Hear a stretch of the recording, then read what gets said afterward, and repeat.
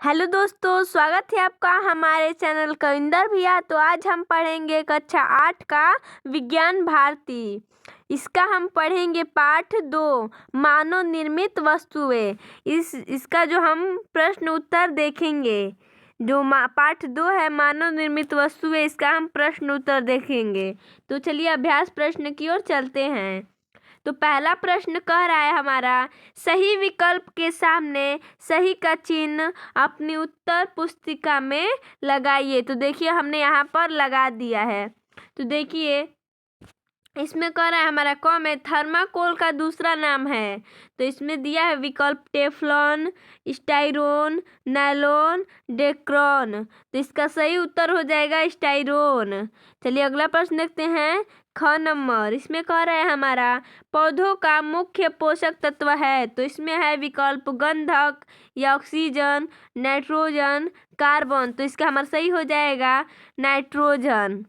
चलिए अगला प्रश्न देखते हैं, ग नंबर। इसमें कह रहा है फेरिक ऑक्साइड मिलाने से निर्मित कांच होता है। तो इसका विकल्प दिया है हरा, गहरा नीला, पीला, बैंगनी। तो इसका सही हो जाएगा हरा। चलिए अगला प्रश्न देखते हैं। अगला प्रश्न कह रहा है खिड़कियों में प्रयोग किया जाता है कठोर कांच, फोटोक्रोमिक कांच, फिलंट कांच, साधारण या मृदु कांच। तो इसका सही हो जाएगा साधारण या मृदु कांच। चलिए अगला प्रश्न देखते हैं। इसमें कह रहा है हमारा सही कथन के सम्मुख सही तथा गलत के कथन के सम्मुख गलत चिन्ह अपनी अभ्यास पुस्तिका में अंकित कीजिए। तो देखिए पहला प्रश्न कर रहा है इसमें फोटोक्रोमिक कांच प्राप्त करने के लिए उसमें कुछ सिल्वर आयोडाइड मिलाया जाता है। तो ये हमारा सही है। चलिए अगला प्रश्न देखते हैं। इसमें ख नंबर कह रहा है रेयन प्राकृतिक रेशा है। तो ये हमारा गलत है। तो अगला कह रहा है सीमेंट, साबुन, उर्वरक, प्लास्टिक आदि मकान निर्मित वस्तुएं हैं। ये हमारा सही है। चलिए अगला प्रश्न देखते हैं। घ नंबर कह रहा है एंटीबायोटिक दवाओं का उपयोग कीटाणुनाशक के रूप में किया जाता है। तो ये हमारा गलत है। तो यहाँ पर हमने गलत का चिन्ह लगा दिया है। चलिए अगला प्रश्न देखते हैं। 3 नंबर कह रहा है नीचे दिए गए शब्दों की सहायता से रिक्त स्थानों की पूर्ति अपनी अभ्यास पुस्तिका में कीजिए। तो देखिए हमने यहाँ पर पूर्ति करके मतलब यहाँ पर जो खाली स्थान था उसको भर दिया है। तो प्रश्न क में कह रहा है मेलामाइन का उपयोग प्लास्टिक के, यहाँ पर देखिए जो हमने यहाँ लाल रंग में लिखा है, यहाँ पर हमारा खाली स्थान दिया था तो हमने यहाँ पर भर दिया है। तो हो जाएगा इसका मेलामाइन का उपयोग प्लास्टिक के बर्तन में बनाने में किया जाता है। और ख में दिया है सूता, रेशम, ऊन प्राकृतिक रेशे हैं। यहाँ पर भरा जाएगा प्राकृतिक रेशे हैं। चलिए अगला प्रश्न देखते हैं। इसमें था हमारा धूप के चश्मे सूर्य की पराबैंगनी किरणों से आँखों को बचाते हैं। चलिए अगला प्रश्न देखते हैं। अगला है इसमें घ नंबर में सोडियम हाइड्रोक्साइड और वनस्पति तेल की क्रिया से साबुन प्राप्त किया जाता है। इसमें भरा जाएगा साबुन। अंगों में रेशों से बने कपड़े अधिक टिकाऊ और सस्ते होते हैं। तो यहाँ पर भर जाएगा संश्लेषित रेशे, यानी कि संश्लेषित रेशों से बने कपड़े अधिक टिकाऊ और सस्ते होते हैं। चलिए अगला प्रश्न देखते हैं। 4 नंबर। इसमें कह रहा है संक्षेप में उत्तर दीजिए, यानी कि प्रश्न का उत्तर हम देंगे। तो प्रश्न का दिया है प्राकृतिक एवं मानव निर्मित वस्तुओं से आप क्या समझते हैं।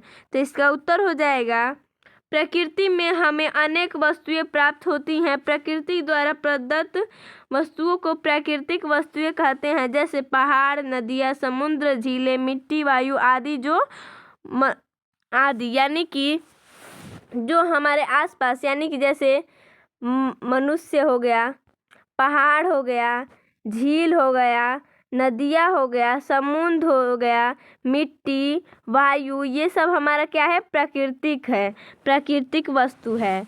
जो वस्तुएं मनुष्य द्वारा निर्मित की जाती है उन्हें मानव निर्मित कहा जाता है। जैसे में वस्त्र, कृषि यंत्र, मकान, साबुन, सीमेंट आदि। ऐसे बहुत सी चीज़ है जो मनुष्य बनाए, उसे कहते हैं मानव निर्मित वस्तुएं। चलिए अगला प्रश्न देखते हैं। ख नंबर, किन्हीं 4 प्रकार के कांच का नाम लिखिए। तो यहाँ पर हमने लिख दिया है। तो देखिए यहाँ पर जो कांच के 4 प्रकार हैं जो हमने यहाँ पर लिखा है। देखिए पहला है साधारण या मृदु कांच, दूसरा में कठोर कांच, तीसरा में फ्लिंट कांच और चौथा में फोटोक्रोमिक कांच। ये हमारा 4 कांच का नाम कहा था, हमने यहाँ पर 4 कांच लिख दिया है। देखिए ग नंबर प्रश्न कर रहा है, पॉलीथीन, टेफ्लॉन, एक्रिलिक तथा बेकेलाइट के एक एक उपयोग लिखिए। तो देखिए यहाँ पर उत्तर हमने लिख लिया है। तो इसका उत्तर हो जाएगा पॉलीथीन का उपयोग थैली बनाने में, टेफ्लॉन का उपयोग नॉनस्टिक बर्तन पर ऊष्मा प्रतिरोधी परत चढ़ाने में, एक्रिलिक का उपयोग कार एवं ट्रकों की खिड़कियों में, बेकेलाइट का उपयोग बिजली के प्लग, स्विच, कंघी, पैन और हत्थे बनाने में किया जाता है। यानी कि पॉलीथीन का क्या कार्य हम मतलब क्या उपयोग करते हैं, तो थैली बनाने में करते हैं। और टेफ्लॉन का उपयोग हम करते हैं जो नॉन स्टिक बर्तन होते हैं उसमें ऊष्मा प्रतिरोधी परत चढ़ाने में हम उसका उपयोग करते हैं। और एक्रिलिक का उपयोग हम कार या ट्रक में जो खिड़की होता है उसका उपयोग करते हैं। एक्रिलिक होता है जो कार एवं ट्रकों खिड़कियाँ होती है ना, उसमें हम उपयोग करते हैं एक्रिलिक का। और जो बैकलाइट का उपयोग होता है वो होता है बिजली के प्लग में, स्विच, कंघी, पैन और हत्थे बनाने में किया जाता है। चलिए अगला प्रश्न देखते हैं। घ नंबर, इसमें क्या कर रहा है हमारा, साबुन और अपमार्जक में क्या अंतर है। तो देखिए इसका उत्तर हमने यहाँ पर लिखा है, साबुन तथा अपमार्जक में निम्नलिखित अंतर है। तो देखिए हम यहाँ पर लिखे हैं साबुन, पहले हम साबुन का देखेंगे। तो यह वनस्पति तेल और सोडियम अथवा पोटेशियम हाइड्रोक्साइड की पारस्परिक क्रिया द्वारा बनाया जाता है। कठोर जल के साथ साबुन एक सख्त पदार्थ बनाता है। इस प्रकार न तो झाग बनती है न ही सफाई होती है। चलिए अब अपमार्जक को देखते हैं। अपमार्जक में ये होता है, ये पेट्रोलियम हाइड्रोकार्बनों से बनते हैं। वे कठोर जल के साथ भी आसानी से झाग बनाते हैं। इस प्रकार कपड़े सुगमता से साफ हो जाते हैं। यही हमारा अपमार्जक और साबुन में अंतर है। तो चलिए आगे देखते हैं हम। आगे कह रहा है हमारा अंग नंबर में दिया है, मृत्तिका क्या है। मृत्तिका क्या है, तो इसका उत्तर हो जाएगा उच्च ताप पर पके हुए बर्तन अर्थात पकी हुई मिट्टी को ही मृत्तिका कहते हैं। चलिए अगला प्रश्न देखते हैं। 6 नंबर, इसमें कह रहा है संश्लेषित रेशे क्या हैं। तो इसका उत्तर हो जाएगा मानव निर्मित रेशे जैसे रेयॉन, नायलॉन, टेलिरीन, डेक्रोन, टेरिन आदि प्राकृतिक रेशों के स्थान पर प्रयोग होते हैं। संश्लेषित रेशे कहलाते हैं, यानी कि जो मानव निर्मित रेशे हैं उन्हें हम संश्लेषित रेशे कहते हैं। जैसे रेयॉन है, नायलॉन है, टेलिरीन, डेक्रोन, टेरिन। चलिए अगला देखते हैं। इसमें कह रहा है इनका उपयोग प्राकृतिक रेशों जैसे ऊन तथा रेशम के स्थान पर होता है। संश्लेषित रेशे प्रायः ऊन तथा रेशम की भांति ही दिखने वाले बनाए जाते हैं। चलिए अगला प्रश्न देखते हैं। 5 नंबर, इसमें क्या करना है हमें, खंड क के अधूरे वाक्यों को खंड ख की सहायता से पूरा कीजिए। तो देखिए हमने यहाँ पर पूरा कर दिया है, हमने यहाँ पर सही मिलान करके लिख दिया है। देखिए इसमें कहा था खंड क में है, पहला में दिया मनुष्य अथवा मशीनों द्वारा तैयार की गई वस्तुएं, और दूसरा में मकान बनाने में, तीसरा में है सीमेंट के नए प्लास्टर पर, और चौथा में दिया कृषि उत्पादन बढ़ाने के लिए, और चौथा में दिया रेयॉन रेशे को। यानी कि देखिए यहाँ पर खंड हमने क लिखा है और यहाँ पर खंड ख लिखा है, तो यहाँ पर हमने मिलाकर आपको दिखा दिया। यानी कि जो तीसरा है वो हमारा मानव निर्मित वस्तुएं कहलाती हैं। यानी कि दिया इसमें हमारा जो इसका जो पहला है वो हमारा तीसरा से मिलेगा, यानी कि मनुष्य अथवा मशीनों द्वारा तैयार की गई वस्तुएं मानव निर्मित वस्तुएं कहलाती हैं, जो हमने यहाँ पर लिखा है। देखिए मानव निर्मित वस्तुएं कहलाती हैं, यानी कि पहला का हमारा तीसरा में मिलेगा। मनुष्य अथवा मशीनों द्वारा तैयार की गई वस्तुओं को हम मानव निर्मित वस्तुएं कहते हैं। और दूसरा का है मकान बनाने में, तो इसका हो जाएगा मकान बनाने में ईंट, सीमेंट, सरिया आदि का प्रयोग किया जाता है। यानी कि हमारा ये दूसरा का पांचवा में मिल जाएगा। ईंट, सीमेंट, सरिया आदि का प्रयोग किया जाता है किसमें? मकान बनाने में। और तीसरा में दिया है सीमेंट के नए प्लास्टर पर, तो यानी कि इसका हो जाएगा पानी का छिड़काव आवश्यक होता है। यानी कि जब हम सीमेंट से नया प्लास्टर करते हैं तो उस पर हमें पानी का छिड़काव करना चाहिए। यानी कि हमारा ये जो तीसरा है वो हमारा दूसरा से मिलेगा।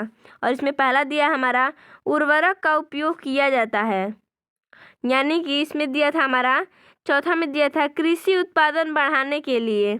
तो कृषि उत्पादन बढ़ाने के लिए हम क्या करते हैं? उर्वरक का उपयोग करते हैं। तो इसका जो हमारा था चौथा का हो जाएगा हमारा जो पहला में मिल जाएगा, हमारा चौथा का पहला में मिल जाएगा। कह रहा है हमारा कृषि उत्पादन को बढ़ाने के लिए हमें उर्वरकों का उपयोग किया जाता है। और चौथा में हमारा इसमें दिया है, पांचवा में दिया है इसमें रेयन रेशे को कृत्रिम रेशा भी कहा जाता है। यानी कि जो हमारा ये पांचवा है वो हमारा इसमें हमारा चौथा में मिल जाएगा। यानी कि इसमें कह रहा था हमारा रेयन रेशे को कृत्रिम रेशा भी कहा जाता है। चलिए अगला प्रश्न देखते हैं 6 नंबर। इसमें कह रहा है निम्नलिखित प्रश्नों के उत्तर दीजिए। तो क में है भूमि में पोषक तत्वों की पूर्ति के लिए कौन कौन से उपाय किए जा सकते हैं? तो इसका उत्तर हो जाएगा भूमि में पोषक तत्वों की पूर्ति के लिए निम्नलिखित उपाय किए जा सकते हैं। पहला में हम कर सकते हैं भूमि को जोत कर कुछ समय के लिए छोड़ दिया जाए, जिससे पोषक तत्वों की पूर्ति पर्यावरण से स्वतः होती रहे। और दूसरा में फसल चक्र के नियमों का पालन किया जाए। और तीसरा में भूमि में पोषक तत्वों की तत्काल पूर्ति के लिए विभिन्न रासायनिक खादों का प्रयोग किया जाए। और ख में दिया है धूप में बाहर निकलने पर हम धूप के चश्मे का प्रयोग क्यों करते हैं? कह रहा है इसमें धूप में बाहर निकलने पर हम धूप के चश्मों का प्रयोग क्यों करते हैं? तो इसका उत्तर हो जाएगा हम धूप के चश्मों का प्रयोग आँखों को सूर्य की गर्मी से बचाने के लिए करते हैं। चलिए अगला प्रश्न देखते हैं ग नंबर। इसमें कह रहा है संश्लेषित रेशों से बने वस्त्र जल्दी क्यों सूख जाते हैं? इसका उत्तर हो जाएगा संश्लेषित रेशों से बने वस्त्र हल्के होते हैं और इनमें सिकुड़न नहीं होती है, इसलिए ये जल्दी सूखते हैं। चलिए अगला प्रश्न देखते हैं घ नंबर। कर है इसमें हमारा जैविक निम्नीकरणीय एवं जैव अनिम्नीकरणीय में अंतर लिखिए। देखिए यहाँ पर हमारा है उत्तर हो जाएगा इसका हमारा जैव निम्नीकरणीय पदार्थ जो प्राकृतिक प्रक्रिया जैसे जीवाणु की क्रिया द्वारा अपघटित हो जाता है, जैव निम्नीकरणीय कहलाता है, जैसे कागज, सूती कपड़ा, ऊनी वस्त्र। और इसमें दिया हमारा जैव अनिम्नीकरणीय, तो देखिए यहाँ पर है हमारा, तो इसमें होता है पदार्थ प्राकृतिक प्रक्रियाओं द्वारा सरलता से विघटित नहीं होता है, जैव अनिम्नीकरणीय कहलाता है, जैसे प्लास्टिक, थैली या टीन। इसमें देखिए हमारा इसमें जो प्रश्न था वो हमारा हमने सबको हल कर दिया, मतलब आपको बता दिया इसका उत्तर क्या होगा। तो इसका हम अगला पाठ भी आपको दिखाएंगे। तो देखिए हमने यहाँ पर आपको 2 पाठ का उत्तर प्रश्न उत्तर बताया आपको। अब हम आपको अगले वीडियो में इसका अगला चैप्टर का बताएंगे। धन्यवाद। इसी तरह हमारे चैनल को सब्सक्राइब करिए, लाइक करिए और ज़्यादा से ज़्यादा शेयर कीजिए। धन्यवाद।